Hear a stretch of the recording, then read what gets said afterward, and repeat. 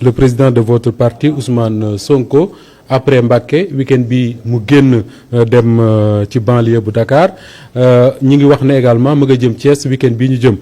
est-ce que quelque part tekkiwul ne Ousmane Sonko dafa sentir xëy na que parti boobu la mu jiite di Pastef dafa nekk en perte de vitesse que il faut mu génn moom. non pas du tout xam nga bi ñu Sénégalais yi dénkee nguur bi en 2024 ak situation bi ñu fekkoon réew mi suñu leader yëpp surtout ñi nga xam ne nag dañu amoon ay postes rawatina le président Ousmane Sonko nga xam ne moo doon premier ministre jot manqué woon na trop ci parti bi mu nekk nag loo xam ne dañ ko observé sur les 2 premières années même si président Ousmane Sonko il a fait l'effort que am na ay occasion yoo xam ne génn na wax ak waa parti bi mais base militante bi dañ ko si namoon ci ay événements yu bëri que ce soit aussi les ministres même chose les directeurs généraux même chose temps moo ko mayul woon parce que il était en train de redresser ce pays là ñu fekk ko comme ni ma ko waxee léegi situation bu metti léegi nag suñ tolloo ba benn moment boo xam ne moom génn na primature am na ay charges yu bëri yu ko wàcc même s'il est aujourd'hui le président de l'Assemblée nationale am na liggéey waaye day gën a mun rek consacré wu ci parti politique boo xam ne récemment fal nañ ko à 100% falaat ko président du parti donc loolu moo indi événement yi mu tombé nag comme ni nga ko waxee xëy nañ si ñëwaat si jaayum carte bi ñu génn ci congrès bi ñu bëri tamit di def ay inauguration de siège lu si mel ne waa Touba donc c'est tout à fait normal ñu invité ko mu dem fa mais absolument aucune perte de vitesse je pense que tey jii sax c'est le contraire le parti n'a jamais été aussi fort tey lañ ëpp militant tey lañ gën a am doole tey lañ gën a organiser. oui yaa ngi wax inauguration de siège fu mel ne par exemple Mbacké ak Touba. mais là su ma lay wax mooy banlieue bu Dakar dañu jékki-jékki rek ñu ne dimanche ma nga fa mu dem def le tour de la banlieue sànq ñu ngi koy waxtaanee avant ñuy commencer ma ña ngi ko annoncé Thiès. yooyu yaakaaruma ne ay siège yu parti la fay. waaw mais activité yu importante xam nga. opération bi ñu lancé muy opération jaayam carte am objectif d'1 million. loolu xëy na fekkew ma histoire politique Sénégal yëpp mais mosuma dégg fu ñuy lancé ay vente de carte ñu ne objectif bi 1 million la mosuma ko dégg donc mu nekk lu am solo loolu il faut que effectivement président parti bi comme ni ñu koy waxee saf si sàpp il faut que ñu gis présence am te banlieue bi Pastef dafa am doole bu bëri rawatina lu si mel ne département de Pikine lu si mel ne département de Kër Massar donc day ñëw encourager nit yi encourager vente bi booster loolu c'est tout à fait normal Thiès c'est la même chose Thiès déjà fa la juddoo muy c'est sa ville natale muy ville boo xam ne aussi dafa am ay leaderu Pastef yoo xam ne bi situation politique bi demee nii wane nañ seen ngor taxawaay bu am solo donc c'est aussi normal mu dem fa loolu yëpp ça rentre dans le cadre de la politique parce que donc dafay def pour booster les ventes déjà non pas pour booster les ventes pour wane taxawaayam booster waat nit yi c'est vrai les gens ont besoin de motivation c'est pas parce que dañ ko ñàkk mais nit foo toll soo gisee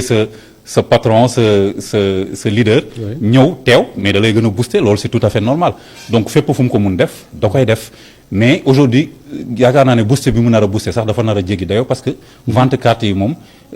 fu mu toll nii dafa bëri tellement que yaakaar naa ne Ousmane Sonko lu mu ci mën a yokk rek 1 million yi dinañ ko dépasser incha allah justement njaayum carte yooyu wax nga ko l'objectif c'est 1 million de cartes ngeen bëgg a jaay mais là impression bi ñu am mooy booy xool les réseaux sociaux par exemple da ngay gis gox bu nekk ñu naan jaay nañ nangam Bassirou Kébé lan mooy dëgg-dëgg la réalité des faits yow bi nga xam ne yaa bokk ci parti bi est-ce que dëgg-dëgg rythme bii ngeen wax ne moom ngeen di jaay seen carte yi lu ngeen di gis la wala lu ngeen mën a traduire en réalité. waaw déjà bi ñu décidé ne que dañuy jaay carte dafa am benn instruction bu président Sonko def mooy tegal lu ñu naan CNPC comité national de placement des cartes bi nga xam ne Birame Souleye Diop moo ko jiite. ma am chance président Ousmane Sonko copte ma si ma nekk si comité boobu yaa ngi ci commission bi maa ngi ci comité bi. d'accord donc yaakaar naa ne que xam naa bu baax. processus bi nu mu demee depuis le début.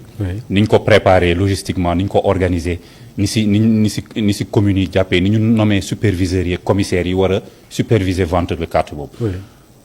comité bi sànq génne na benn communiqué. nee na chiffres yi. comité bi rek moo am droit joxe ko. chiffre officiel u parti bi su jotee. suñ décidé ne que loolu aussi suñu plan de communication la suñu stratégie la bés bu jotee ne ñu ne dañ ko war a génne dinañ ko génne Sénégalais yëpp dinañ si jot li ma mën a wax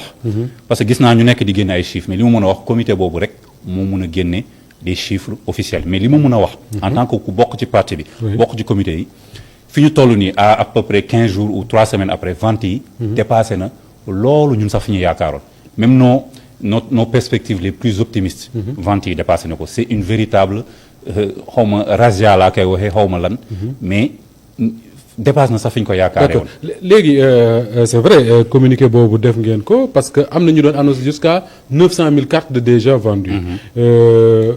Est-ce que quelque part da ngeen di xool par exemple ne ñii ñoo am des cartes physiques ñii ñoo jënd à travers le net comme on dit la vente en ligne. Est-ce que am ngeen à peu près ñan ñooy ñiy jënd cartes yi dëgg-dëgg est-ce que ñiy dem ñu leen di gis nii à travers les écrans wala les réseaux sociaux ñuy dem di ran la wala ñi nga xam ne dañu toog seen kër wala ñu nekk ailleurs di jënd en ligne. waaw xam nga bi ñuy décider jaay cartes yi dañu utiliser benn méthode. dañu ne. comme que dañu toll nag si. àddina boo xam ne jumtukaay xarala yu bees yi aussi il faut que ñu koy utiliser surtout parti politique boo xam ne da nga ne yow révolution ngay indi innovation ñu ne jaay carte bi gaa physique dina am parce que moom la ñëpp yàgg def mais aussi dañ ko def de manière digitale pour ñi nga xam ne sori nañ wala bëgguñu déplacer wu ñu mun jënd seen carte en toute sécurité. donc sooy compter effectivement ñi jënd carte physique téye seen carte ak ñi jënd carte digitale yëpp compte bi dañ siy dugg. parce que ki jënd carte digitale am carte boobu a la même valeur que ki jënd carte physique. c'est la même chose. amul benn différence. la seule différence mooy kii dafa déplacé wu. jënd ko kii dafa toog këram téye téléphone am jënd ko donc le compte est le même. li ñu observé mooy que ce soit si jaayu carte physique bi. wala si jaayu carte digitale bi les chiffres sont en train d'exploser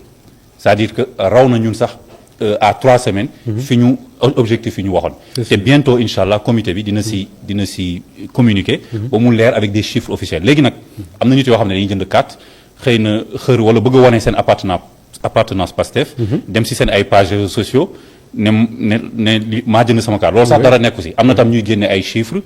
xëy na voilà commune wala je sais pas moi dëkk bu nekk génne ay chiffres am ne jaar nañ fa nangam des fois sax sooy seet bu baax publication yi du waa commune bi sax ñoo koy génne kenn nit bu fa nekk la wala kenn koo xam ne peut-être fa la dëkk di wax commune tam mun na ne tey jaay naa 600 cartes wala tey jaay naa 700 cartes loolu man fi ko gars yi bëgg yóbbu ay problème je ne vois pas de problème li nga jaay par jour mën nga ko wax mais l'essentiel mooy compilation bi li ñu jaay sur tout le territoire et dans la diaspora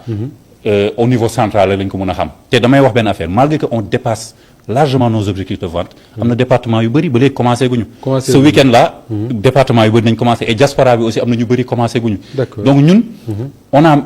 45 départements Sénégal yi ak ñi nekk si diaspora sax dañoo commencé gul te déjà ñu ngi romb objectif bi man loolu contenté bu mag la ñuy def justement man su ma déggee ngeen di expliquer le rythme que ça prend les ventes et tout mooy on va vers un parti boo xam ne j'exagère un peu mais j'ai l'impression que le Sénégal gépp ngeen nar a jaay ay carte quoi parce que rythme bi ngeen di wax ni enfin je maîtrise pas toute l'histoire politique du Sénégal mais ay parti bu am prétention vendre autant de cartes bariwul quand même.